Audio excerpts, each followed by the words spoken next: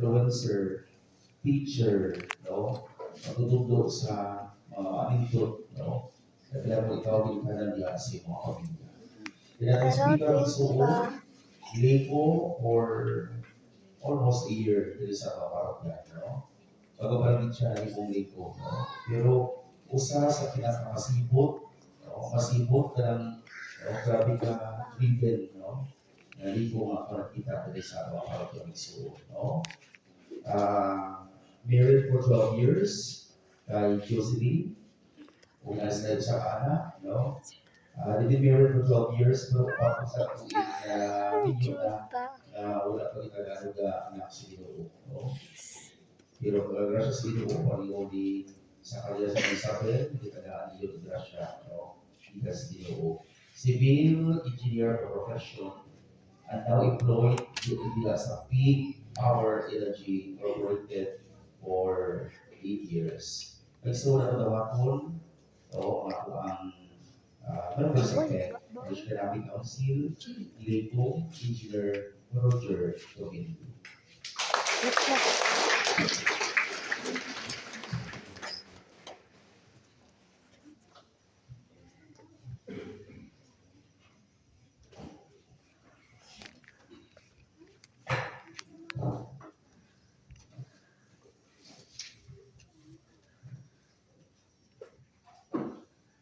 Maayong buntag kaninyong tanan mga igsuon ko kang Kristo. Buntag sa Karon mao na ang ikaupat nga adlaw sa misa di Aguinaldo. Kung sa diin nangandam kita sa Pasko sa pagkatawo sa atong Ginoong Hesukristo ang manunubos.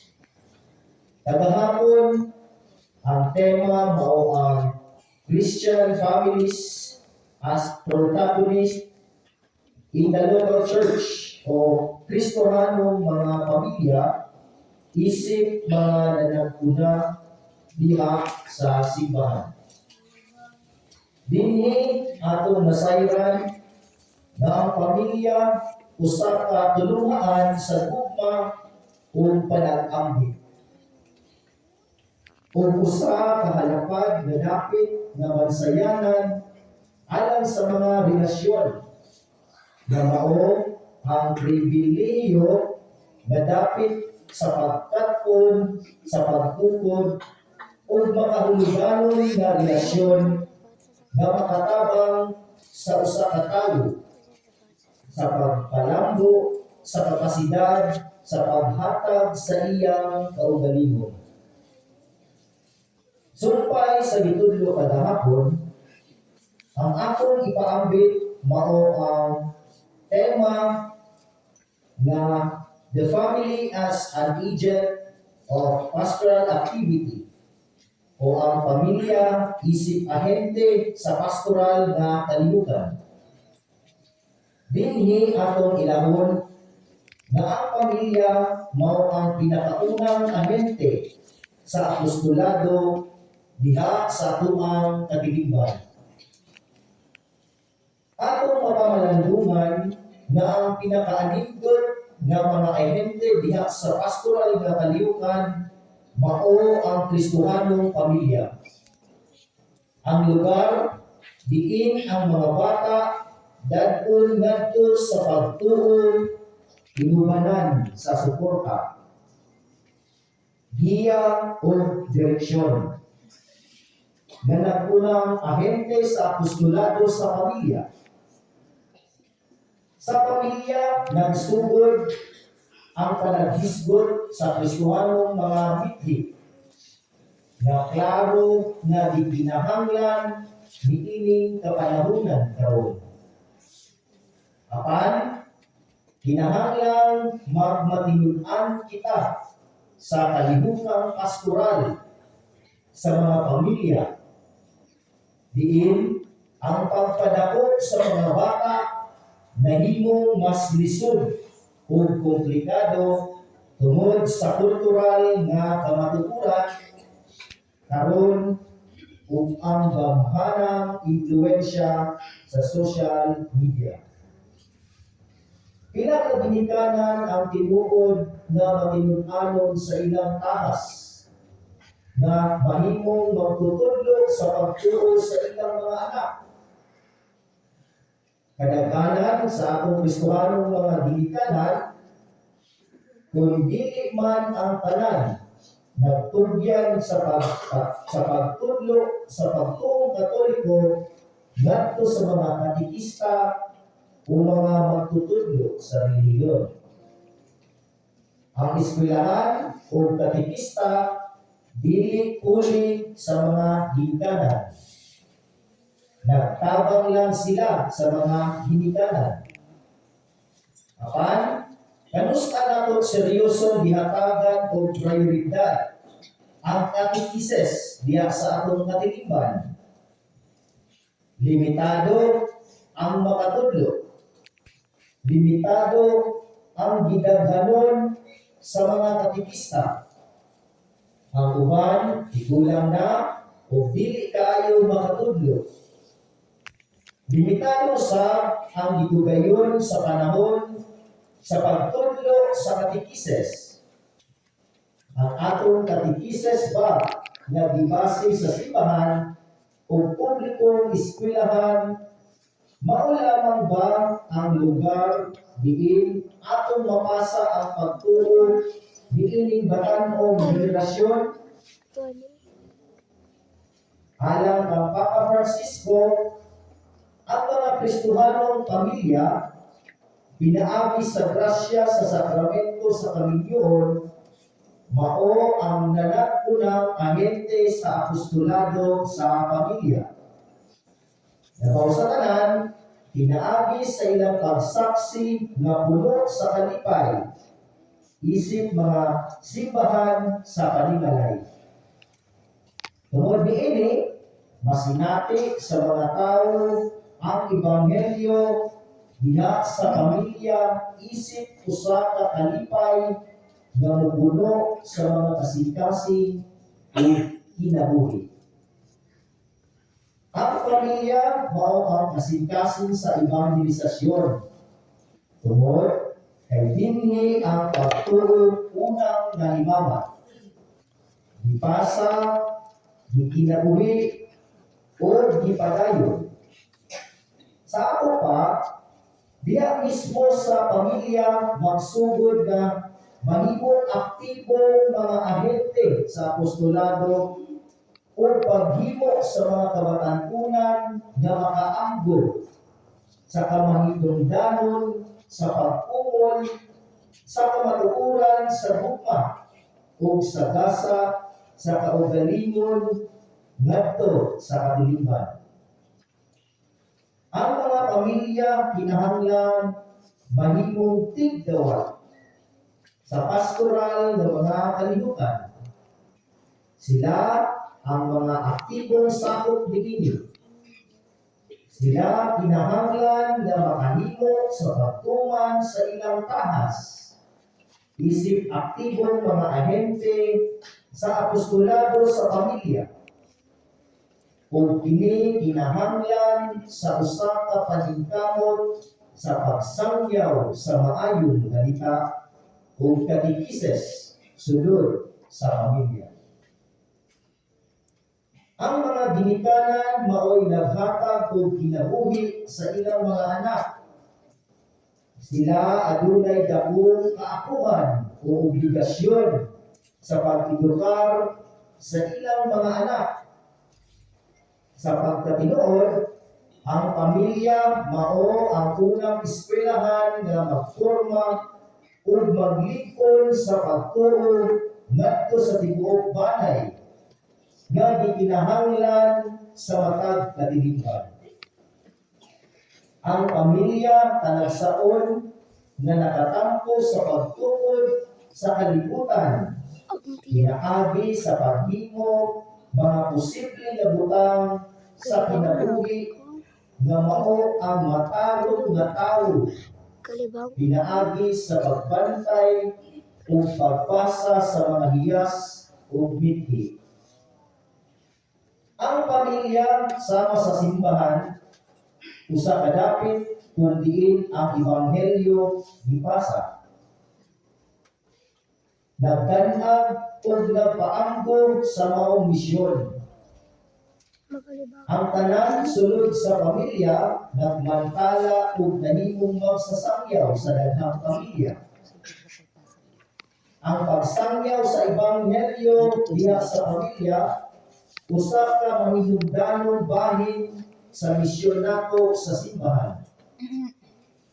Ang Kristohanong pamilya mao ang unang kabiliban na gitawag sa pagpahibalo sa ebanghelyo ngadto sa tao. Ini mao ang paghatag og progresibong edukasyon o katekises padulong sa higpit na pagkahantong sa tao o pagka-Kristiyano. Ang kinabuhi sa pamilya mismo nahimong usa ka tinuod na behikulo sa pagtuo. Usa ka Kristohanong gigikanan o usa ka eskwelahan sa pagsunod ka Kristo. Pinaagi sa pagsaksi sa ilang kinabuhi, ang mga ginikanan mao ang unang tigpahibalo sa ebanghelyo ngadto sa ilang mga anak. Pinaagi sa pag-angkop uban sa ilang mga anak nga dungang nagbasa sa pulong sa Dios. Pinaagi sa pagpaila kanila ngadto sa lawas ni Kristo. Mapasalamaton ug Diosnon sila usab mahimong higpit ng mga ginikanan. Ako nagdako sa usa ka ordinaryo nga pamilya. Ana ay amahan ug ana ay inahan. Ana ay upat ka igsuon sa sulod. Ug ana ay usa ka igsuon sa gawas. Mao ning ginatawag nga in and out. Before daw ako natawo kaniadtong 1984, ana ay pagsulay nga niabot sa panatuban sa akong mama o papa. O kini akong gitawag nga linod sa sulod sa pamilya. Tungod sa mga tentasyon sa kinabuhi o tukso. Diba? Murag title sa kanta o pelikula. Bale, kung i-rate na ko ang intensity level ini, ana sa mga intensity level 8 or very destructive. Dili po siya level 9 or 10 na ana-ana sa devastating level na kumbaga wala na yung nakatindog na structures. Kumbaga tumba na tanan. Trivia. Unsay kalahian sa magnitude o sa intensity level. Pwede daw nato kini makumpara sa usa ka bumbilya sa suga. Diba, ang suga, ang source sa iyang kahayag, mao ang kuryente, ug ang bumbilya mo produce og kahayag or illumination. Ang source sa kahayag na mao ang kuryente sa suga, makumpara kini sa magnitude or ang energy na di-produce sa linog o earthquake. O ang kahayag sa suga, mas hayag kung anaa ka sa duol kaysa sa kung anaa ka sa layo sa suga. Nagagamay ang hayag na imong ma-experience. Makumpara kini sa intensity levels.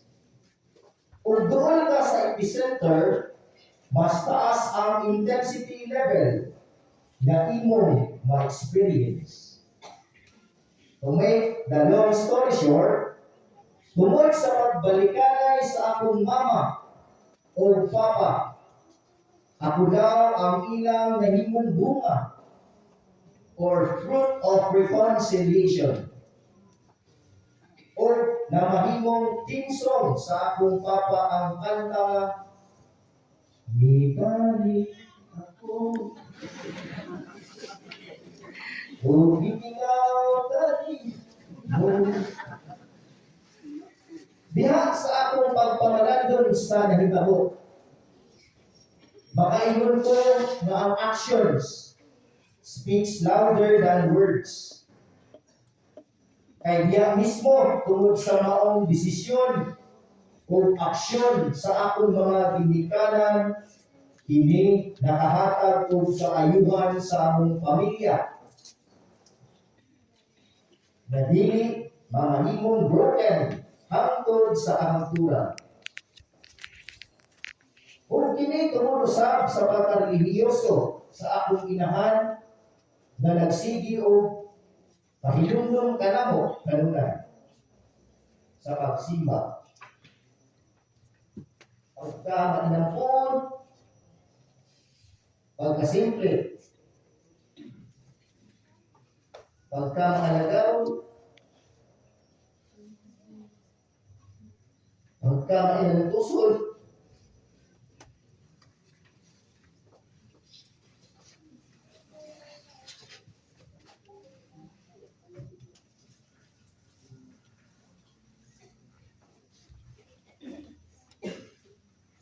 o pagka mangginatabon sa mga nahinahanglan.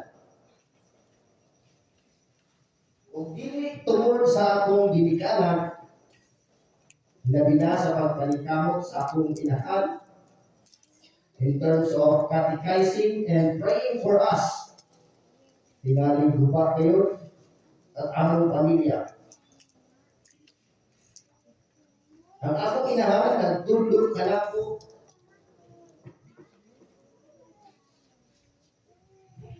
unsa ka-importante ang mga sakramento o mga sacramentals sa simbahan. Sa bata pa ako, hangtod karon, maski ninyo na iya gayon ako magaron sa pagrosaryo sa among panimalay, iya gayon ako magaron sa pagsimba, o iya gayon ginapakita kanamo sa tibuok namo nga pamilya ang pagpangalaga sa simbahan. O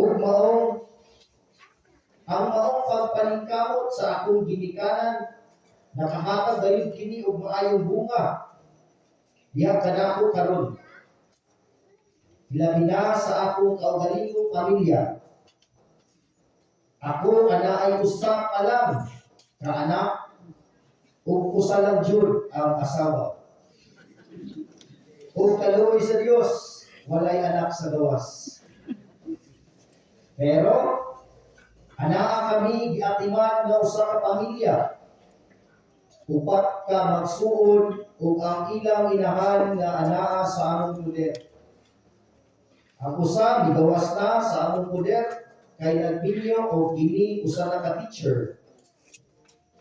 Giagihan pud kami og linog na anaa sa intensity level 6 or very strong. Pero kaluoy sa Dios, gi-repair namo ang among ang mga nanguba nga parte sa among relasyon isip usa ka pamilya. Kung sa hinay-hinay, na pagpaningkamot sa pagsunod sa yapak sa akong inahan, nahimo akong aktibo sa among katilingban, nitabang sa pagpalambo sa among JKK, Christ the King, bagong pag-asa, nahimo sa kaliko, nagsigod hatag og katikises sunod sa akong pamilya ug sakop. Napaningkamot sa pag-ampog adlaw-adlaw sa Holy Rosary Divine Mercy. Hangtod sa na-memorize na sa akong anak ang Litany of the Blessed Virgin Mary. Nahimong altar servers ang among duha ka sakop Nahimo mas aktibo na usab ang akong misis sa katilingan. Sige pang recruit kung kinsay magsalmo every monthly mass and Bible service. Kung ang ubang sabot nako is on their way sa ilang possible na pag-serve diha sa katilingan. Kung kami, isip pamilya, napaningkamot nga unta kanunay magdilaab ang among mga kasing-kasing sa pagpangalaga diha sa simbahan. Ang source sa maong suga mao si Jesus. Ug kung ang pamilya kanunay anaa haduol sa suga, mas masinati niya ang dakong kahayag niini ug dili mamahimong dulod ang dangatan sa pamilya. Ang kasinatian sa panag-inambitay nga mao ang mahinungdanong kinaiya sa kinabuhi sa pamilya nagrepresentar sa una ug sukaranang kontribusyon niini sa katilingan. Busa, gihamit kitang tanan diha mismo sa ato ang pamilya nga mahimong aktibong ahente sa apostolado sulod sa panimalay. Dinhi, maningkamot kita sa pagsangyaw ug katekises sulod sa pamilya. Tungod kay ang usa ka pamilya sa mga disipulo na imong usapon ka misyonaryo nga pamilya. Kung gusto gyud natong tubagon ang mga hagit, tugutan nato ang atong kaugalingon nga mausab diha kang Kristo. Pinaagi sa kinabuhi nga gikinabuhi. Sumala sa balaang espiritu. Busa, ang pagpalanggong sa tinuod o hangtong nga panagtuban kani sa mga tao nga mao ang mga ginikanan, mga anak o uban pang mga miyembro. Sulod sa pamilya, mao ang una o dili mapulihan nga eskwelahan sa sosyal nga kinabuhi. Gihagit ang tanang pamilya na magmadasigon sa pagtuman ug mahimong saksi sa ebanghelyo sa Dios. Nga kauban ang ubang pamilya ug sa mas lapad pa nga katilingan. Magsugod kini mismo diha sa atong pamilya aron mahimo kitang kauban sa panaw sa dalan sa pagkabalaan. Daghang salamat sa inyong pagpamati ug maayong buntag.